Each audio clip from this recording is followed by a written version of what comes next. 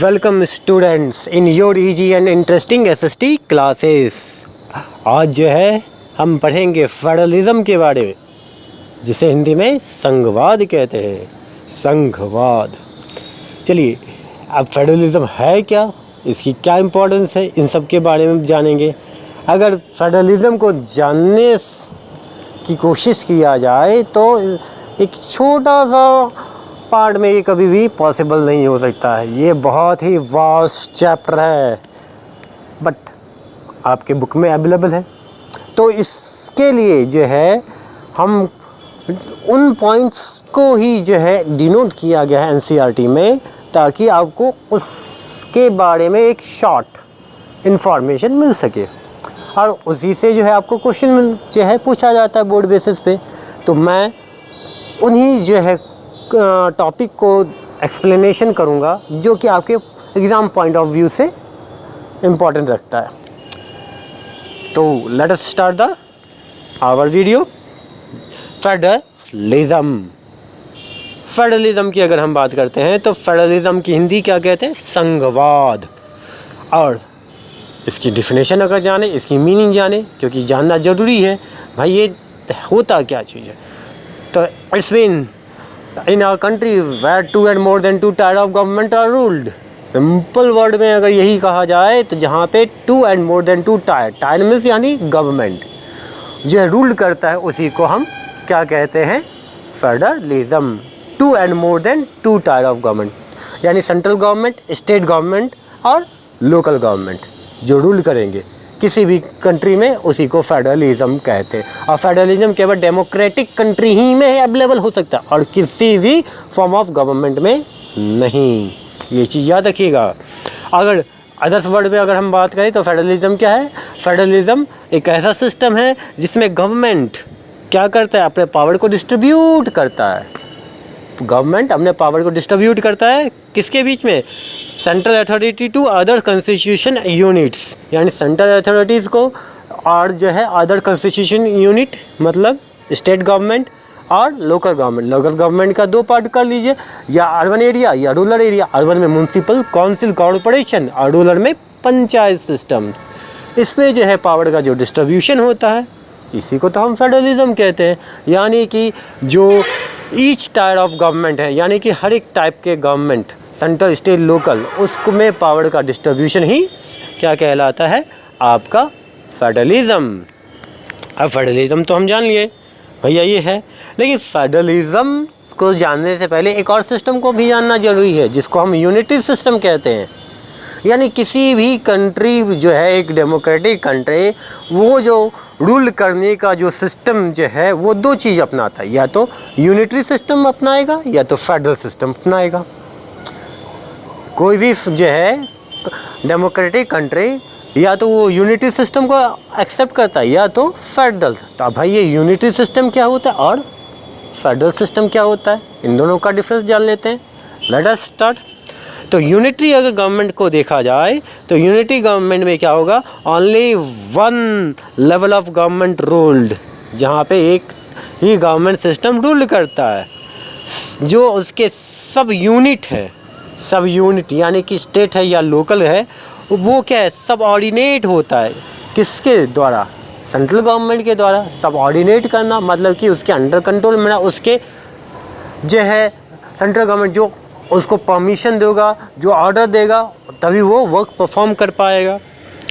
और इसीलिए जो है सेंट्रल गवर्नमेंट जो है वो सुपीरियर होता है, वो जो है पावरफुल होता है। और सेंट्रल गवर्नमेंट ही पास करेगा बिल। किसके लिए? जो प्रोविज़नल है, जो स्टेट है, उसके लिए वो बिल पास करेगा।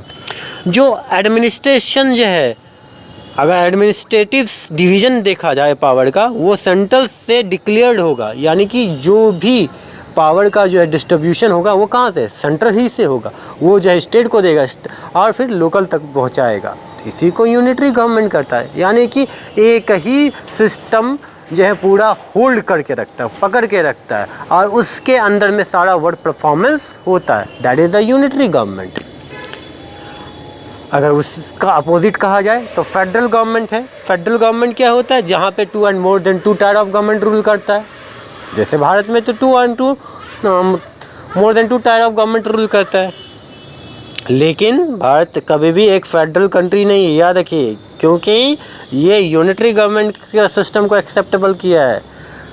रीज़न के पीछे हम बताएंगे, just wait and watch for the now. Next ये है जहाँ पे 2 and more than 2 tier of government rule करेगा। ठीक है भैया, रहने दो, कोई दिक्कत नहीं है। 2 and 2 more than 2 tyre government Bharat है, अमेरिका है, बेल्जियम है, ऑस्ट्रेलिया है, ये सब में जो है आपका जो है 2 and more than 2 tier of government rule करता है।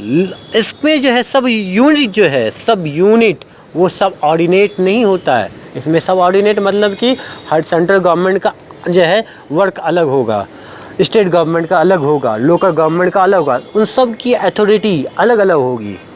वो they can able to decide the make the law, make the bills. इसीलिए तो जो है सेंट्रल गवर्नमेंट जो है वो स्टेट के लिए बिल नहीं बनाएगा, ना लोकल के लिए बिल बनाएगा। जो है स्टेट अपने लिए, सेंट्रल अपने लिए बिल्स पास करेंगे। और सेंट्रल गवर्नमेंट में जो है स्टेट को कभी ऑर्डर नहीं देगा कि you follow that rules, that regulation. ये ऑर्डर वो कभी भी नहीं दे सकता है। यानी कि सेंट्रल और स्टेट दोनों ही इंडिविजुअल अपना वर्क परफॉर्म करेंगे।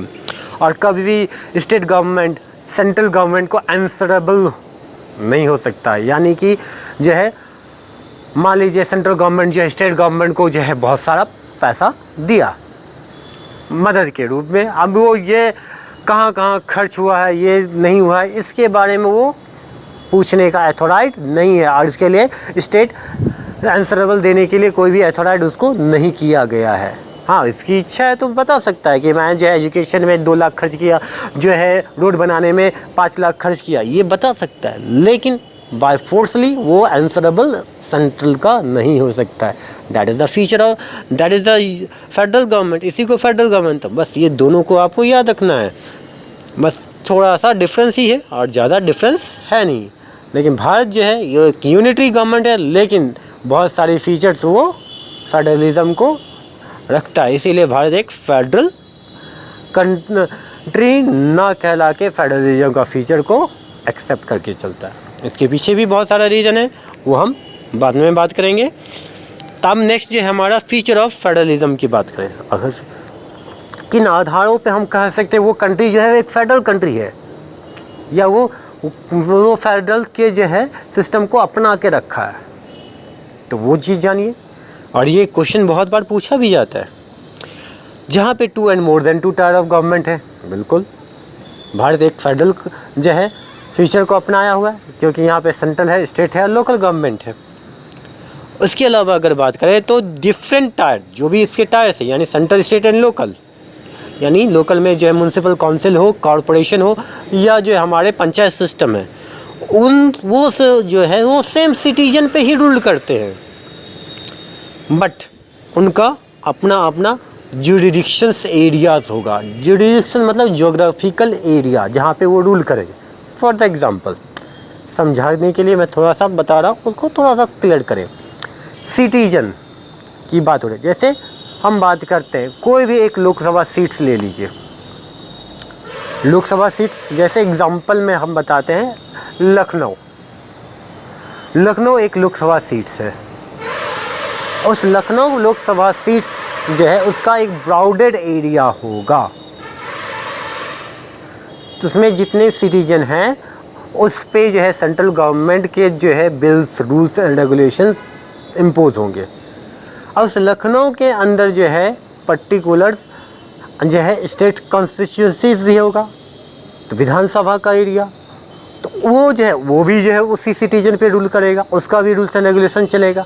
और उस लखनऊ के अंतर्गत जो है आपका म्यूनसिपल कॉरपोरेशंस का भी रूल्स चलेगा। एक ही सिटीजन पे 3 गवर्नमेंट के रूल्स एंड रेगुलेशन चल रहे हैं। इसी को तो हम जो है फेडरल फीचर्स कहते हैं। यानी कि एक ही सिटीजन, सेम सिटीजन पे सेंट्रल गवर्नमेंट का भी रूल्स चल रहा है, स्टेट का भी चल रहा है, और वहाँ के लोकल गवर्नमेंट का भी रूल चल रहा है, बट ज्योग्राफिकल रीजन अलग हो जाएगा।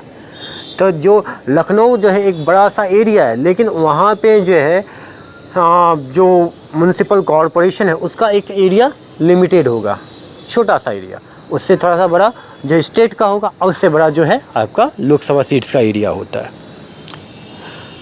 उसके अलावा जो है नेक्स्ट पॉइंट में अगर कहा जाए तो वो कंस्टिट्यूएंसीज़ के अंतर्गत जो है हमारा जो है अगर कहा जाए अथॉरिटी जो है किस चीज़ का, सेंट्रल गवर्नमेंट का, स्टेट गवर्नमेंट का या लोकल गवर्नमेंट का, उसको मिला हुआ है। कॉन्स्टिट्यूशन के द्वारा उसकी अथॉरिटी जो है सेंट्रल गवर्नमेंट को, स्टेट गवर्नमेंट को और लोकल गवर्नमेंट को मिला हुआ है। जैसे हम आगे पढ़ेंगे स्टेट लिस्ट का जो है सेंट्रल यूनियन लिस्ट और जो है कंकरेंट लिस्ट, ये आप पढ़े भी हैं। तो सेंट्रल जो है वो गवर्नमेंट यूनियन लिस्ट के आधार पे काम करता है, स्टेट लिस्ट के आधार पे रूल करता है और कंकरेंट लोकल एडमायर रूल करता है। एडमिनिस्ट्रेशन जो है लोकल एडमिनिस्ट्रेशन वो रूल करेगा कंकरेंट पे। तो ये कॉन्स्टिट्यूशन के द्वारा अप्रूवल किया गया है। अगर हम बात करें जो फंडामेंटल प्रोविज़न है, जो भी फंडामेंटल प्रोविज़न है हमारा, वो single one tyre of government कभी चेंज नहीं करेगा। ये सेंट्रल गवर्नमेंट बोलेगा कि मैं चेंज करना चाहूँगा, that is not possible. State government बोलेगा वो नहीं पॉसिबल है, लेकिन दोनों ही एग्री होना चाहिए, तभी जो है ये पॉसिबल हो सकता है, अदरवाइज नॉट। अगर हम बात करें तो अगर कोई कॉन्फ्लिक्ट हो जाए तो उसका सॉल्यूशन कौन करेगा, तो कोर्ट करता है।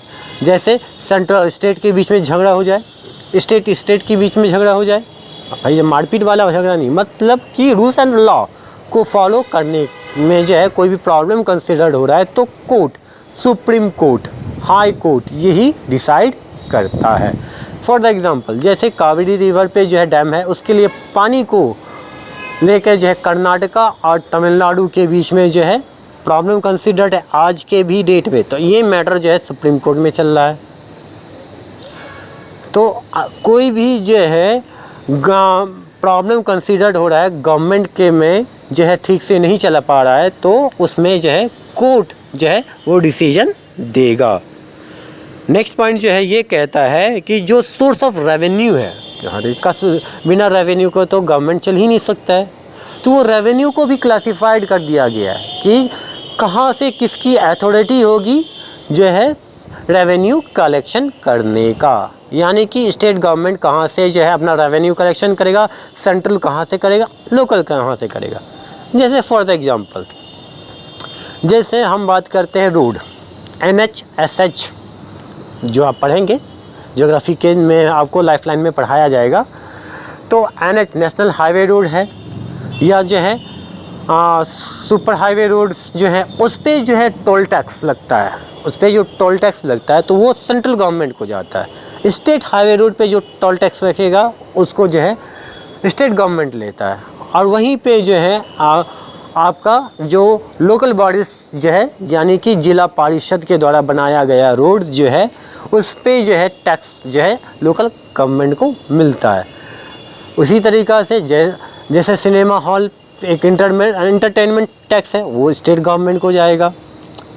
जो टैक्सेस ड्यूटी जो है आपका सेल टैक्स हम ये बात कर रहे हैं उसकी भी जो है आपका डिवीज़न होगा। अगर हम बात कर रहे हैं एक्सपोर्ट और इंपोर्ट का जो है इंटरनेशनल मार्केट में किया जाता है तो उसका जो है टैक्स सेंट्रल गवर्नमेंट को जाएगा। तो हर एक टैक्स का जो है क्लासिफाइड किया गया है। तो ये फेडरलिज्म के अंतर्गत होता है। अगर फेडरलिज्म की बात करें इसका डुअल ऑब्जेक्टिव है, 2 ऑब्जेक्टिव है, ये बहुत इंपॉर्टेंट चीज़ है। क्या है, उसी कंट्री में जो फेडरलिज्म सक्सेस होगा जहाँ पे प्रमोट किया जाता है to safeguard and promote the unity of country, मतलब कंट्री का सेफ गार्ड भी और उसका प्रमोट द यूनिटी जब होगा तब वहाँ पे फेडरलिज्म सक्सेसफुल होगा। और दूसरा ऑब्जेक्टिव क्या है, दूसरा ऑब्जेक्टिव है एकोमोडेशन जो है आपके रिलीजियस डाइवर्सिटीज़, जो वहाँ पे रिलीजियस डाइवर्सिटीज़ है, धर्म के आधार पे जो पीपल्स बसे हुए हैं उनमें जो है क्या होना चाहिए, आपका एकोमोडेशंस होना चाहिए, एडजस्टमेंट होना चाहिए ताकि जो है कोई कॉन्फ्लिक्ट ना हो सके। ये सारे फीचर्स क्या कहलाता है, आपका federalism. I hope all of you understand. तो इसमें जो है फेडरलिज्म ऑफ फीचर्स जो है फेडरलिज्म के जो फीचर्स है उसको यूनिटी गवर्नमेंट और जो स्टेट गवर्नमेंट यूनिटी गवर्नमेंट और जो है आपके फेडरल गवर्नमेंट को थोड़ा सा याद कर लीजिएगा, और बहुत ही इम्पॉर्टेंट है, इनसे क्वेश्चंस पूछा जाता। I hope you will like it. अगर आपको पसंद है तो इसको लाइक करें, शेयर करें और सब्सक्राइब करें, ताकि जो है आपको और भी न्यू जो है टॉपिक्स के बारे में इंफॉर्मेशन मिल सके। Thank you for the watching.